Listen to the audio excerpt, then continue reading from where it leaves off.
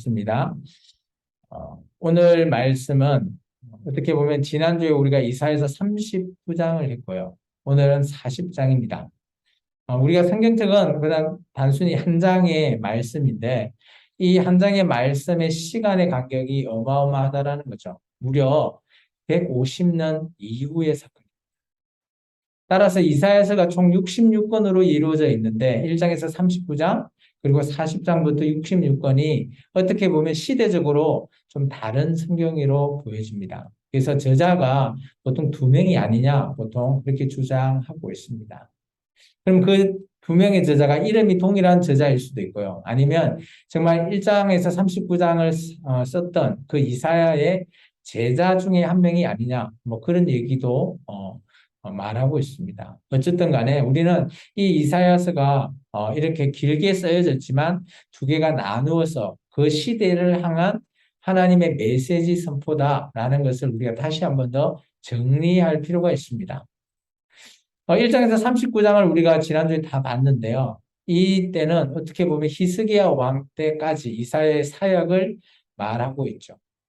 이때 하나님께서는 이사야 선지자를 통해서 내 백성이 정말 듣는 그 귀, 그리고 보는 눈, 깨닫는 마음, 이것을 다 덮어버리겠다는 거죠. 그래서 아무도, 내 백성이 나 하나님을 찾는 자가 아무도 없게 그렇게 해야 되는 것이 이사야 선지자의 사명이었죠.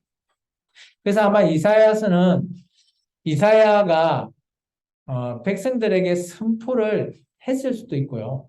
아니면 이사야가 그 많은 말씀, 뭐 예언의 말씀, 뭐 여러 가지 메시지의 말씀을 하나님께서 백성을 하나님 앞으로 돌아오지 못하게 해야 되니까 아마 이사야서를 작성을 해서 거기까지 한 것이 자기의 사역일 수도 있다라고 하는 그런 크게 한 두 가지의 주장을 하고 있습니다.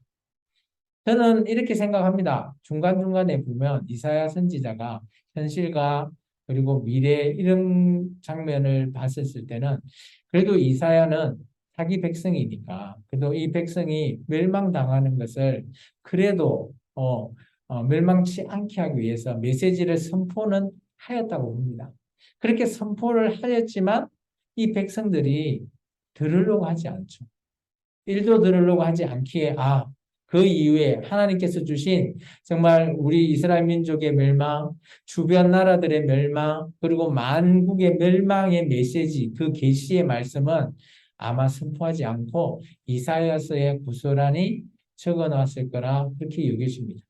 그래서 언젠가는 이 메시지가 누군가에 의해서 읽혀질 때, 하나님의 심정이 이렇구나라는 것을 깨닫게 하기 위함이라 보여진다라는 거죠. 그래서 어떻게 보면 이사야 1장에서 39장은 하나님께서 그냥 내버려둬라. 내 백성을 그냥 내버려두고 멸망하게끔 하시는 하나님.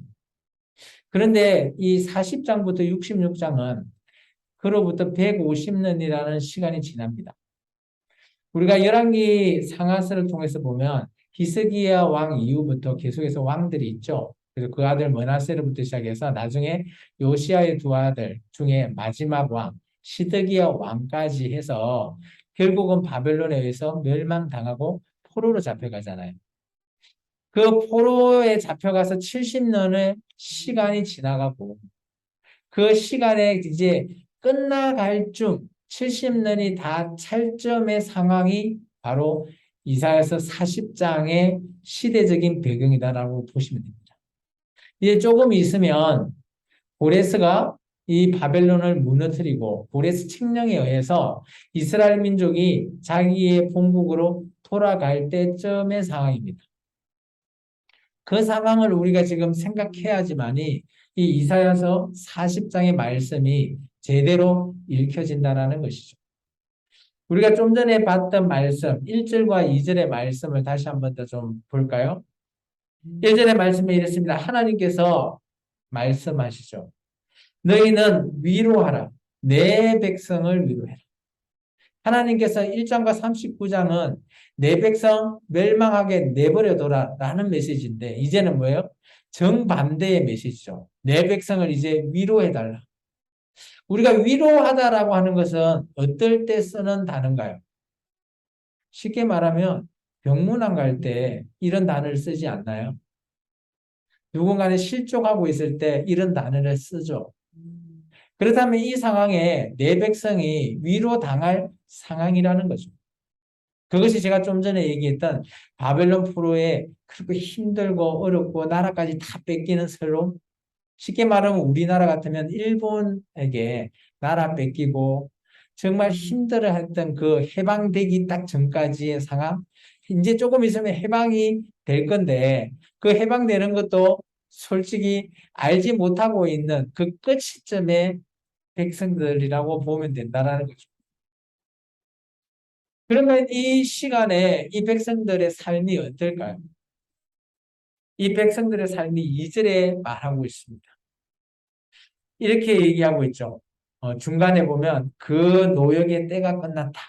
그러면 이 백성들은 항시 그 바벨론에 가서 노역하는 거죠.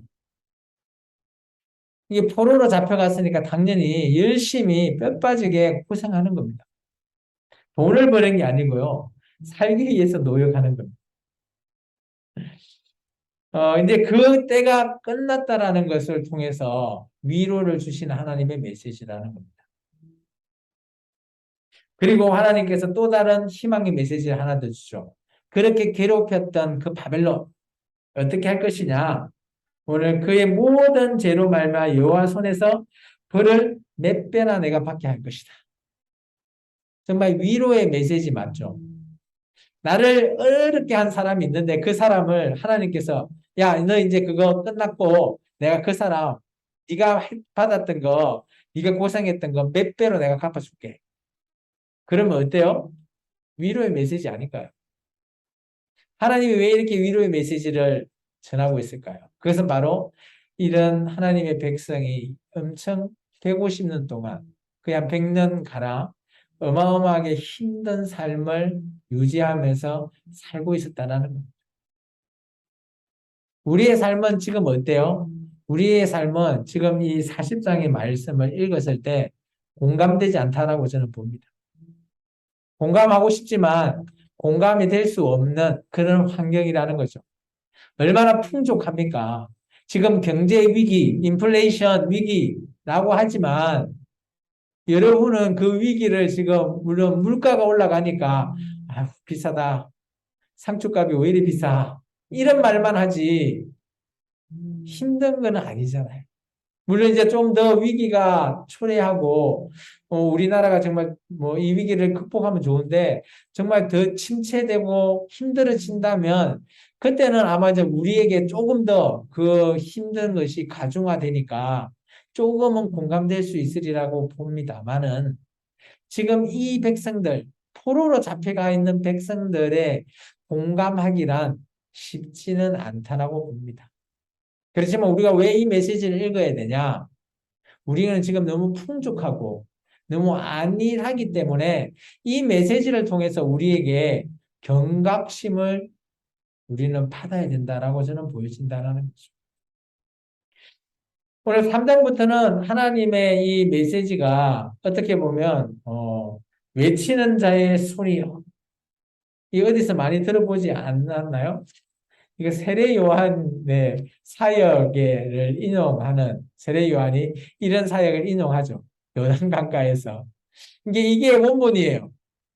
이 이사야서가 원본이고 세례 요한은 한참 후대 때 사람이니까 이 메시지를 가지고 와서 그것을 인용하였다라는 거죠. 어떤 메시지인가? 오늘 보면 3절에 외치는 자의 소리 그리고 8절에 말하는 자의 소리 이 소리가 어떤 소리인지 우리는 귀담아 들어야 되죠. 이게 뭔 메시지다? 하나님께서 위로해주는 진짜의 메시지라는 겁니다. 한번 같이 읽어보겠습니다. 외치는 자의 소리여 이르되 너희는 광야에서 여호와의 길을 예비하라. 사막에서 우리 하나님의 대로를 평탄하게 하라. 골짜기마다 도드어지며 산마다 언덕마다 낮아지며 고르지 아니한 곳이 평탄하게 되며 험한 곳이 평지가 될 것이요 여호와의 영광이 나타나고 모든 육체가 그것을 함께 보리라. 이는 여호와의 입이 말씀하셨느니라. 말하는 자의 소리여 이르되 외치라. 대답하되 내가 무엇이라 외치리까 하니 이르되 모든 육체는 풀이요 그의 모든 아름다움은 들의 꽃과 같으니 풀은 마르고 꽃은 시듬은 여호와의 기운이 그 위에 붐이라. 이 백성은 실로 풀이로다. 풀은 마르고 꽃은 시드나 우리 하나님의 말씀은 영원히 서리라 하리라. 오늘 어떤 말이죠? 이게 외치는 자의 소리, 하나님께서 울퉁불퉁한 길을 평평하게 해준다라는 말은 뭐예요? 야, 이제 네 고생 끝났다. 쉽게 말하면 그렇게 정리할 수 있고요. 6절에 말하는 자의 소리. 이 말은 어떤 말일까요? 이 땅에서 우리가 지금도 이제 여름이 이제 좀 지나가고 선선하죠. 그러니까 꽃이 봄에 피었다가 겨울 되면 지죠. 그러듯이 우리의 인생은 계속 그렇게 폈다 졌다 꽃과 같다라는 거죠. 그러면 어때요? 폈다 졌다 폈다 졌다 하는 이런 어떻게 보면 진리적인 그런 내용들. 근데 여기서는 그런 내용들을 하나님의 말씀으로 얘기하고 있습니다. 하나님의 말씀은 영원하다는 거죠. 이 꽃은 피고 지고 뭐 없어지지만 하나님 말씀은 없어지지 않을 것이다. 그러면 여기서 말하는 하나님의 말씀은 뭘까요? 딱 줄을 꺼 놓으시고요. 하나님의 말씀 옆에 빈 공간에 적어 놓으면 좋겠어요. 70년 후에 네가 돌아갈 것이다. 이거 예레미야 때의 말씀을 얘기하고 있는 거예요. 이게 뭔 내용일까요? 하나님의 위로의 메시지라는 거예요. 우리나라의 일제압제하에서 이런 뭐 이런 이사야라 같은 이런 선지자가 야 이제 우리는 해방이 되었습니다. 좀 있으면 해방이 될 것입니다. 라는 메시지를 얘기했다. 그러면 그 얘기를 들은 사람들은 처음은 위안이 되겠지만 그것을 성취하면 하나님의 말씀은 영원하구나. 라는 그 말은 제대로네 진짜네 라는 그런 우리가 얘기할 수 있듯이 오늘 이 여기에서 말하는 하나님의 말씀은 어때요? 영원히 서 있다. 이것은 그대로 실천되어서 이루어질 것이다라는 것을 말하고 있는 거예요. 지금 40장은 이루어지지 않을 때의 상황이에요. 우리는 이 메시지를 이루어진 사실을 우리는 알고 있지만 이 당시 포로에서 힘들어하는 매일매일 삶이 곤욕이었던 사람들은 이 메시지를 듣고 위안은 됩니다. 위로는 되죠. 그렇게 됐으면 좋겠다. 나도 이렇게 빨리 여기서 해방되고 우리나라 예루살렘으로 돌아가면 좋겠다.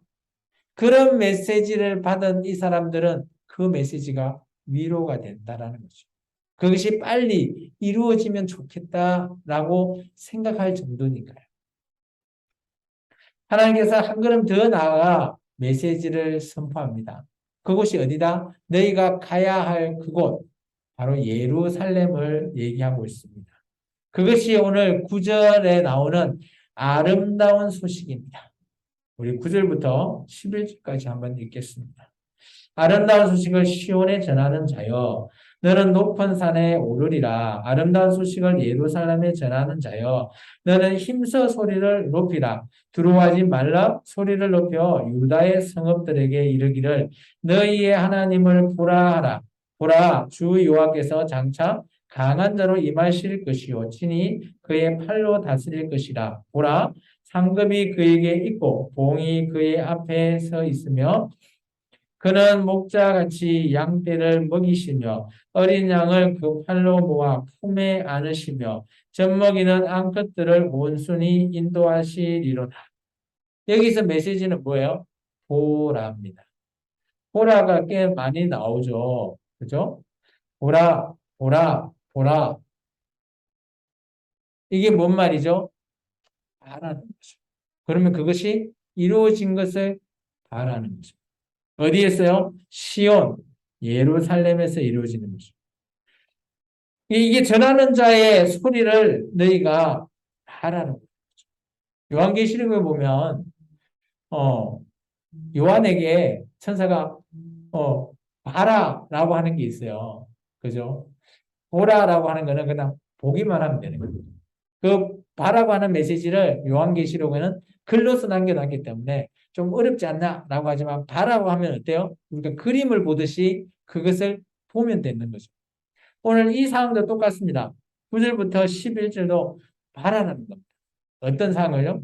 아, 너희가 예루살렘에 이제 돌아가서 그곳에서 정착하고 살게 될 것을 너희가 바라라고 합니다. 이 하나님의 이런 위로의 메시지, 이런 메시지를 하나님께서 왜 이렇게 이스라엘 민족에게 이렇게 위로도 하고 위로 메시지도 전하고 할까요? 지금 이 이스라엘 백성들이 너무 힘든 거예요. 이제 이게 끝인가? 내가 바벨론 땅에서 그냥 죽게 되나? 이렇게 생각하고 있는 처지에 있는 사람들에게 이런 식으로 하나님께서 위로하신다는 겁니다. 그러면서 야, 너희가 생각하는 하나님, 너희 어떻게 생각해? 네가 믿는 그 여호와 하나님, 네가 이때까지 저 우상들 많이 숨겨봤는데 이런 하나님이 네가 지금 믿고 있는 이 하나님과 그 우상과 한번 보면 어떻겠냐라고 하면서 하나님의 대단하심, 하나님은 우리가 믿는 하나님은 이런 분이야 라는 것을 얘기하고 있는 게 바로 12절부터입니다. 우리도 이 하나님에 대해서 여러분이 내가 믿는 하나님 어떤 분이시지? 좋으신 하나님? 끝까지 참아주신 하나님? 우리는 그렇게 늘 믿고자 하잖아요. 근데 정확하게 우리가 믿어야 할 하나님이 이 12절부터 얘기하고 있다고 저는 보여집니다. 그래서 우리의 상상 속에 하나님의 모습을 이 모습으로 좀 담기를 저는 원합니다. 우리 12절부터 17절까지 먼저 한번 읽어볼까요? 1차적으로 하나님과 우상과의 비교하는 모습을 말하고 있습니다. 같이 읽겠습니다. 누가 손바닥으로 바닷물을 헤아렸으며 뼘으로 하늘을 재었으며 땅의 티끌을 배에 담아 보았으며 접시 저울로 산들을 막대 저울로 언덕을 달아 보았느냐. 누가 여호와의 영을 지도하였으며 그의 모사가 되어 그를 가르쳤으냐. 그가 누구와 더불어 의논하셨으며 누가 그를 구원하였으며 그에게 정의의 길로 가르쳤으며 지식을 가르쳤으며 통달의 도를 보여줬느냐. 보라 그에게 열방의 통에 한 방울 같고 저울의 작은 티끌 같으며 섬들은 떠오르는 먼지 같으리니 레바논은 땔감에도 부족하겠고 그 짐승들은 번제에도 부족할 것이라. 그의 앞에서 모든 열방이 아무것도 아니라 그는 그들의 없는 것 같이 빈 것 같이 여기시리라. 하나님께서 어떤 분인지를 12절 한번 봐볼래요? 손바닥으로 바닷물을 그죠? 어, 헤아렸대요. 이게 뭐 우리 손바닥, 하나님의 손바닥이 어마어마하게 크나? 그만큼 하나님이 전지전능하시다는 거죠. 그리고 우리 이게 손 여기 뺨 있죠, 뺨. 뺨으로 하늘을 쟀대요. 우리도 잴 수 있죠? 하늘을 보고 이렇게 뺨으로 탁 재면, 이 하늘. 근데 그 외에 하늘이 더 크잖아요. 넓잖아요. 근데 하나님은 이렇게 하시면 전체 하늘을 다 잴 수 있으십니다. 어마어마한 하나님을 당신은 믿고 있습니다. 라는 것을 표현하는 거예요. 오늘 우리가 믿는 하나님은 이런 하나님이시다는 거죠.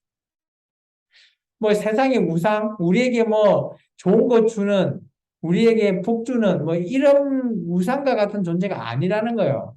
요 하나님은. 그런 거는 그냥 세 발의 피라는 거예요.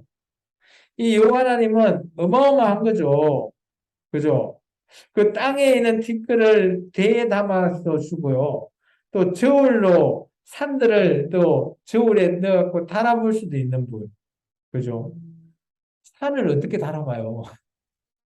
그런 것도 하려면 할 수 있으신 분이 요 하나님이시라는 거예요. 이 말은 뭔 말일까요? 포로에 힘들어하는 그 백성에게 야, 네가 믿고 있는 그 하나님, 야, 너 자긍심 가져. 자부심을 가지라고.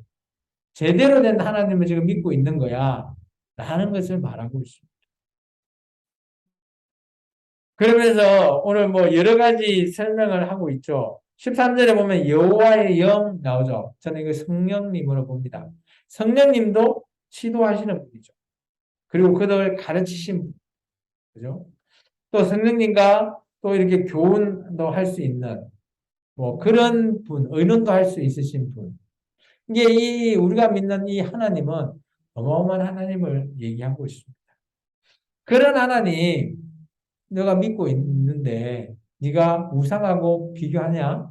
라는 것을 조금 어떻게 보면 질책 아닌 질책을 말하고 있습니다. 그게 이제 18절부터 26절까지거든요. 같이 한번 읽어보겠습니다. 그런즉 너희가 하나님을 누구와 같다 하겠느냐 누구 무슨 형상을 그에게 비기겠느냐. 우상은 장인이 부어 만들었고 장색의 금으로 입혔고 또 은사슬을 만든 것이니라. 공핍한 자는 그제를 드릴 때에 썩지 아니하는 나무를 택하고 지혜로운 장인을 구하여 우상을 만들어 흔들리지 아니하도록 세우느니라. 너희가 알지 못하느냐? 너희가 듣지 못하느냐? 태초부터 너희에게 전하지 아니하였느냐? 땅의 기초가 창조될 때부터 너희가 깨닫지 못하였느냐? 그는 땅 위에 궁창에 앉으시나니 땅에 사는 사람들은 메뚜기 같으니라. 그가 하늘을 차일같이 펴셨으며 거주할 천막같이 치셨고 귀인들을 대하시며 세상의 사사들을 헛되게 하시나니 그들은 겨우 심기고 겨우 뿌려졌으며 그 줄기가 겨우 땅에 뿌리를 박자 곧 하나님이 입김을 부으시니 그들은 말라 겨울이 바람에 불려가는 총에 같도다. 거룩하시니가 이르시되 그런즉 너희가 나를 누구에게 비교하여 나를 그와 동등하게 하겠느냐 하시니라. 너희는 눈을 들어 높이 들어 누가 이 모든 것을 창조하였나 보라. 주께서는 수요대로 만상을 이끌어내시고 그들의 모든 이름을 부르시나니 그의 권세가 크고 그의 능력이 강함으로 하나도 빠짐이 없느니라. 오늘 우리가 이제 보면 사람들은 언제나 형상을 만들기를 원해요. 내가 믿는 하나님의 형상. 여기 잘 이야기하고 있죠. 형상을 어떻게 만드는지에 대해서 우상, 말하고 있죠. 금, 은, 뭐, 때로는 나무, 이런 걸 동원해서 자기를 믿는 하나님이라고 하고 신이라고 하는 자들의 형상을 만들기를 원한다는 거죠. 그런데 우리 하나님은 그런 형상이 만들어지는 신과 비교 불가하다고 저는 생각되었습니다. 여기 보면 천지를 창조하신 분이 우리 하나님이시죠. 악인들을 심판하실 수 있는 분도 우리가 믿는 하나님이십니다. 그리고 놀라운 거 있습니다. 여기 보시면 26절에 좀 줄을 끊으면 좋겠어요. 그죠? 너희는 눈을 들어 높이 들어 누가 이 모든 것을 창조했나 보라라고 하고 있죠. 그리고 나서 주께서 수위대로 만상을 이끌어내시고 그 다음 줄을 좀 끊으세요. 그들의 모든 이름을 부르시나니 라고 있죠. 하나님께서 모든 거 만들고 하나님의 백성에게 이름을 불러주신다. 우리 요한복음을 보면 이렇게 있거든요. 그죠? 목자와 양의 비유. 그죠? 목자는 양의 이름을, 양은 목자의 음성을 들어서 알고요. 목자는 양의 이름을 불러주신다고 그랬어요. 이건 정말 중요한 내용입니다. 우리가 나중에 하나님 앞에 서게 됐을 때 하나님께서 윤수바 라고 불러주셔야지 우리가 구원에 이르는 겁니다. 여러분의 이름을 불러주시는 하나님. 오늘 이 이사야서에서 말하고 있는 모든 이름을 부르신다라고 했죠. 각각의 이름을 불러주시는. 이것이 저는 구원이다라고 저는 얘기했습니다. 이런 하나님이 너희가 믿는 하나님이다라고 말하고 있습니다. 여러분은 어떠십니까? 여러분이 믿는 하나님이 이런 하나님이라고 여러분은 인정하십니까? 아니면 그냥 그저 맹신적으로 그냥 믿습니다. 나를 그냥 뭐 이 땅에서 복 주시고 편안하게 누리게 해주시고 그리고 우리가 뭐 이 땅에서 모든 삶이 끝나면 이제 하나님 앞에 서게 됐을 때 천국 가게 하는 그런 하나님이라고만 우리가 늘 생각만 하고 계시는가 아니신지. 물론 그것이 틀린 건 아닌데 너무 그쪽으로만 우리가 구속사적인 하나님만 생각하시면 우리 하나님을 어떻게 보면 틀에 맞춰놓은, 어떻게 보면 나라고 하는 그 안에 우리 생각 안에 있는 하나님의 틀에 우리가 하나님을 막 구겨서 넣어 놓는 듯한 그런 우리가 믿고 있는 하나님이지 않겠냐. 하나님은 절대 그런 분이 아니시다라는 거예요. 그래서 우리가 우리 머릿속에 있는 그런 틀에 박아놓는 하나님이 아니라 정말 우리가 깨달아야 할 하나님은 우리가 깨달을 수 없는 지경에 어마어마하신 그런 분이시다라는 사실을 우리는 꼭 생각하셔야 돼요. 나만 위해서 아니요. 오늘 여기 보시면 모든 이름이다. 나뿐만 아니라 모든 하나님의 백성의 이름을 부르시는 하나님. 나의 관점에서 본 하나님은 나의 틀에 갇혀 있지만 하나님의 입장에서는 우리는 그 하나님의 일부이지 않겠습니까? 그런 우리가 하나님 앞에 어떻게 나가야 되고 어떻게 우리가 하나님 앞에 구원에 이르러야 되는지 우리는 늘 구속사적으로 예수 그리스도를 통해서 하나님 앞에 나아가는 것은 맞는데 너무 그쪽에 치우쳐 있고 너무 그냥 믿으면 되지 라는 것에 끝나버리지 않나. 그런 것들이 어떻게 보면 우리의 삶 가운데서 우리가 자칫 오해하면 우리가 구원에 이르지 못할 수도 있다라는 거예요.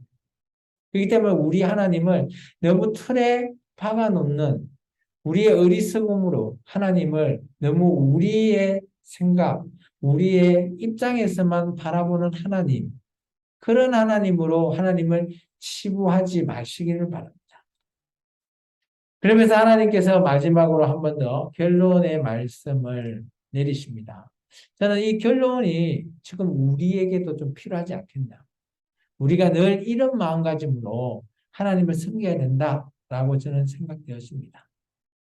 우리 27절부터 31절의 말씀입니다. 같이 한번 읽겠습니다. 야곱아 어찌하여 내가 말하며 이스라엘아 내가 이르기를 내 길은 여호와께 숨겨졌으며 내 송사는 내 하나님에게서 벗어난다 하느냐 너는 알지 못하였느냐 듣지 못하였느냐 영원하신 하나님 여호와 땅 끝까지 창조하신 이는 피곤하지 아니하시며 곤비하지 아니하시며 명철한 한이 없으시며 피곤한 자에게는 능력을 주시며 무능한 자에게는 힘을 더하시나니 소년이라도 피곤하며 곤비하며 장정이라도 넘어지며 쓰러지되 오직 여호와를 앙망하는 자는 새 힘을 얻으리니 독수리가 날개 치며 올라감 갇힐 것이요 다른 박질을 해도 곤비하지 아니하겠고 걸어가도 피곤하지 아니하리라. 우리 이거 찬양 있죠? 독수리. 독수리 같이 새 힘을 얻는데 어떻게 할 때요? 31절 있죠. 여호와를 앙망하는 자. 하나님을 앙망한다. 경외한다. 하나님을 바라본다. 하나님 앞에 우리 모든 것들을 드리는 하나님을 꿈꾸는 소망하는 그런 자들에게 오늘 우리에게 새 힘을 주신다는 이 새 힘은 뭘까요? 우리가 막, 아, 우울해져 있는데, 악망에 있을 때 우리에게 막 에너지, 우리 뭐죠? 에너지 음료 드링크 먹었을 때 막 불끈불끈 눈이 띵 하면서 그런 새 힘을 받는 걸까요? 저는 그렇게 보진 않습니다. 여기서 새 힘은 이런 하나님을 섬길 때 우리가 하나님의 일을 할 수 있는 그런 힘을 하나님께서 주신다라고 저는 그렇게 해석하고 싶어요. 지금 우리가 하나님의 나라, 이 땅에서 하나님을 섬기는 하나님의 나라에서 살고 있다라고 믿는다면, 우리가 하나님을 내가 앙망한다면, 내가 하는 모든 일이 하나님의 일이라 생각하면, 하나님은 우리에게 그 일을 할 수 있게끔 허락하면서, 그렇게 주는 것을 저는 새 힘을 얻는다라고 저는 그렇게 해석하고 싶습니다. 우리가 뭐 새 힘을 얻으면 뽀빠이처럼 힘이 강력해지고, 이렇게 막 신비적으로 우리가 밝아지고, 그런 새 힘, 물론 될 수는 있겠지만, 저는 그렇게 생각하지는 않아요. 내가 하나님을 위해서 신실하게 인내하면서 걸어갈 때, 우리가 쓰러지지 않게끔 우리를 이렇게 세워주시고, 또 우리가 한결같이 갈 수 있게끔 우리의 마음을 정말 편안을 주시는 그런 것이 저는 새 힘이라 여겨집니다.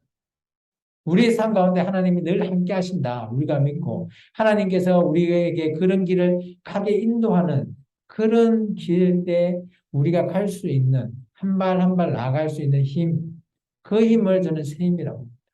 그래서 너무 신비적인 그런 힘을 여러분 내가 새 힘 받았어 라고 여기지 마시고 내가 이 땅에서 살아가면서 이 땅에서 우리가 살아가는 것 자체가 하나님의 일이에요.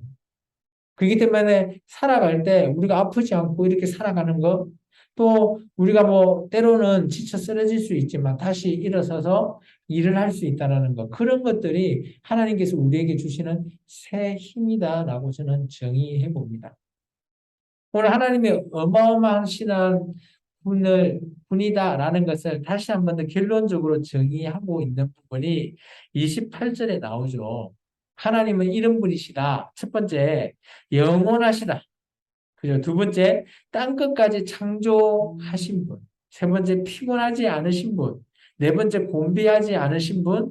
다섯 번째, 명철이 한이 없는 분. 무한하다는 거죠. 그리고 여섯 번째, 능력을 주실 수 있는 분. 일곱 번째, 힘을 더해 줄 수 있는 분. 이런 하나님이, 그죠? 여호와 하나님. 지금 저와 여러분이 믿는 하나님이라는 겁니다. 어떻게 보면 이것도 우리가 이사야서를 통해서 하나님은 이런 분이시라는 것을 우리가 정리할 수도 있지만 저는 이것보다 더 크게 우리는 하나님을 바라봐야 된다라고 저는 생각되어집니다. 오늘 우리의 삶 가운데 여러분은 위로를 받아야 될 상황이 있으시죠? 오늘 이 40장을 통해서 여러분은 위로를 혹은 이 메시지를 통해서 받으셨나요? 오늘 아마 이것은 어떻게 보면 1차적으로 포로의 생활을 고되고 힘들고 하는 그 자들을 향해서 하나님이 말씀하시는 위로의 메시지입니다. 지금 우리에게 주시는 메시지는 아니죠. 1차적인 거는. 그런데 우리가 이 메시지를 왜 우리가 전하냐? 왜 가르치고 왜 배우냐? 이 메시지 또한 우리가 받을 수 있는 메시지라는 거죠. 우리 하나님이 어떤 하나님인지 대해서 다시 재정의가 필요하고요. 또 이 그렇게 어마어마한 하나님은 우리가 하나님을 앙망하는 자에게는 그죠? 하나님이 새 힘도 주시고 또 그런 자에게 하나님께서는 우리의 이름을 불러주시는 이것은 지금도 우리에게 적용되어져야 되는 그리고 우리가 하나님을 앙망해야 되는 이유라고 보여집니다. 그러면 오늘 말씀을 한번 정리를 통해서 우리가 어떻게 그러면 한번 적용을 한번 해볼까? 이 말씀을. 오늘 말씀은 조금 쉽지는 않습니다. 적용에 있어서. 첫 번째, 오늘 우리, 교회라고 불려지는 우리잖아요. 이게 하나님께서 우리를 교회라고 말씀하시고 또 그런 우리 한 명 한 명이 지금은 이 건물은 예배당이지 교회라고 하는 예배당이지 실제 중요한 것은 이 예배당 안에 있는 여러분 한 명 한 명이 교회라는 사실. 놀라운 거는 이런 한 명 한 명을 하나님께서는 붙들고 있습니다. 포로의 힘든 생활을 하고 있는 그들에게 위로의 메시지까지 주면서 하나님은 붙들고 있다라는 거예요. 하나님께서 붙잡고 있는 거예요. 오늘 놀라운 거는 하나님이 우리를 부르셨잖아요. 그리고 지금 붙들고 있는 겁니다. 이 교회인 우리를 통해서. 그러면 어때요? 우리 입장에서는. 이런 비교 불가한 하나님을 우리 또한 그런 하나님을 끝까지 붙들어야 되지 않겠습니까? 붙잡는다라는 의미의 우리가 이제 그 창세기에 보면 한 명이 등장합니다. 잘 붙잡는 사람 있죠? 누군가요? 야곱입니다. 야곱. 야곱은 태어날 때 자기 형 에서의 뒤꿈치를 확 붙들죠. 이 사람은 한번 붙들면 끝까지 가는가 봐요. 그러다고 젊었을 때는 어때요? 그죠? 삼촌 그 라반 집에 가서 예쁜 자기 아내를 한 명 붙잡죠. 라헬이라고. 그렇게 라헬을 붙들고 있는데 자기 아내 라헬은 일찍 죽습니다. 그리고 나서 이제 이 야곱이 붙잡을 게 없으니까 라헬에게서 태어난 두 아들 요셉과 베냐민을 붙잡습니다. 그런 또 요셉이 자기 형제에 의해서 그죠 애굽으로 팔려갔을 때 이제 또 붙잡을 게 없으니까 베냐민 그 동생 베냐민을 붙들고 있죠. 그런데 아니나 다를까 가뭄에 의해서 베냐민까지 곡식을 통해서 또 보내게 되는 정말 그때의 이 야곱은 정말 죽을 것 같은 이제 붙잡을 게 도저히 없잖아요. 모든 것을 다 내어놨습니다. 이렇게 내어놓고 나니까 어때요? 그제서야 늘 야곱 옆에서 야곱을 도와주는 하나님이 보이신 거예요. 그래서 그때부터 애굽에 가서 하나님을 봅니다. 오늘 붙잡는다라는 것은 우리 인상에 내가 어떤 것을 붙들어야 될까? 한번 고민을 해볼 필요가 있다는 거예요. 하나님은 오늘 예배하는 여러분 한 명 한 명을 지금 붙들고 있습니다. 오늘 우리 또한 그런 하나님을 붙들고 있어야 되지 않겠습니까? 그런 우리가 되기를 주의 이름으로 축원합니다. 그리고 세 번째, 우리는 어때요? 이런 영원하는 신 하나님을 앙망해야 됩니다. 아까 이유를 얘기해 줬죠. 앙망하면서 하나님 앞에 늘 우리가 이 땅에서 살아갈 힘을 주시는 신비적인 힘이 아니라 능력받는 힘이 아니라 내가 이 땅에서 살아갈 수 있는 그렇게 새 힘을 받으시기를 원합니다. 저는 우리가 이렇게 매주 나와서 뵐 수 있는 것, 이것 또한 하나님께서 우리에게 새 힘을 주신다라고 저는 믿습니다. 우리가 뭐 누구처럼 그죠? 뭐 영화나 이런 거 보면 슈퍼 히어로 같이 힘을 꽉 얻는 거 우리는 그런 것을 꿈꾸지만 저는 그렇게 생각하지 않아요. 지금 우리가 이렇게 예배하고 하나님 앞에 한 걸음 한 걸음 나아가는 것 이게 우리가 세임 받는 거라고 보여집니다. 그래서 교회에서 성령 충만해라. 그게 세임 받는 거라고 저는 생각합니다.